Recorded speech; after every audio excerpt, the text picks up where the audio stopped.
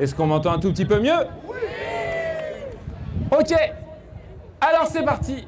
Levez la main ceux qui connaissent quelqu'un qui accueille une personne réfugiée chez lui ou chez elle. Ceux qui ont un pote qui... Voilà. Donc ça fait hop, 7 personnes sur les 122 présentes. D'accord? Donc ça fait à peu près 6% des gens. Voilà, dans la société, il y a à peu près 0,03% des gens qui connaissent quelqu'un qui accueille une personne réfugiée chez lui. C'est pas exactement une norme culturelle.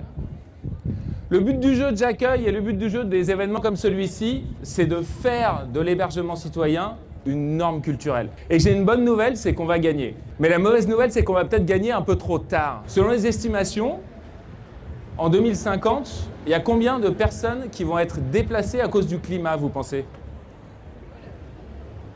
Combien de personnes déplacées à cause du climat en 2050? 1 million?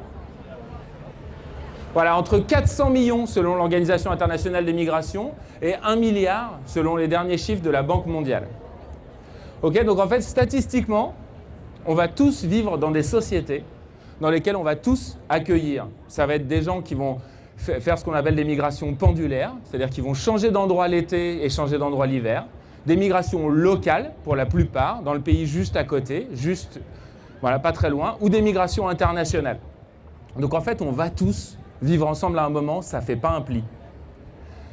La question, et là je vais faire une petite parenthèse, si vous avez peut-être remarqué quand on parle de comportement écologique au quotidien, si on décide de plus prendre l'avion, si on décide de trier ses déchets, si on décide de faire tout un tas d'éléments écologiques, on participe du ralentissement du dérèglement climatique. C'est-à-dire qu'adopter le mode de vie de l'avenir, c'est déjà d'une certaine façon adoucir l'atterrissage sur l'avenir. Dans l'avenir, on sait que l'énergie sera plus chère, on sait que les matières premières seront plus difficiles à obtenir. Donc en fait, on va subir la sobriété énergétique. On peut décider aussi d'avancer vers cette sobriété énergétique dès aujourd'hui et ça va contribuer à la ralentir.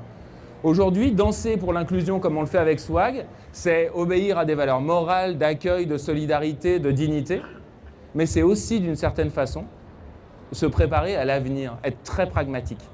On va devoir ouvrir nos portes de toute façon. Donc autant le faire pendant qu'on a encore la possibilité, l'envie de le faire avant que ce soit une obligation. Et donc j'accueille, le but du jeu de cette association, c'est de faire de l'hébergement citoyen une norme culturelle. Aujourd'hui, accueillir, pour ceux qui ont la chance d'avoir une chambre d'amis, qui ont un petit peu de place chez eux, c'est une richesse, c'est un plaisir, c'est découvrir le monde à travers les gens qu'on accueille. Pour tous ceux qui ont fait du couchsurfing, pour tous ceux qui ont vécu à l'étranger, qui ont fait un séjour étudiant à l'étranger, vous savez ce que c'est que l'immersion linguistique dans une famille, dans un autre pays. C'est extrêmement riche, c'est le meilleur moyen de s'intégrer, de se sentir chez soi à terme. Le principe de J'accueille, c'est tout simple, c'est de faire en sorte que les personnes réfugiées en situation de vulnérabilité, souvent en situation de rue, trouvent des familles qui ont envie de les accueillir. Et de façon très simple, si j'étais, je ne sais pas, infirmier au Soudan ou prof en Afghanistan, eh ben, je vais essayer d'être accueilli en priorité par quelqu'un qui bosse dans le même secteur, médico-social, ou à l'université, dans le secteur éducatif, etc. Voilà, c'était ça. L'inclusion aujourd'hui, c'est une teuf. Demain, ce sera une obligation. Autant le faire dans la joie et dans la bonne humeur. Merci Swag. Bravo Bruno. À bientôt. Merci beaucoup.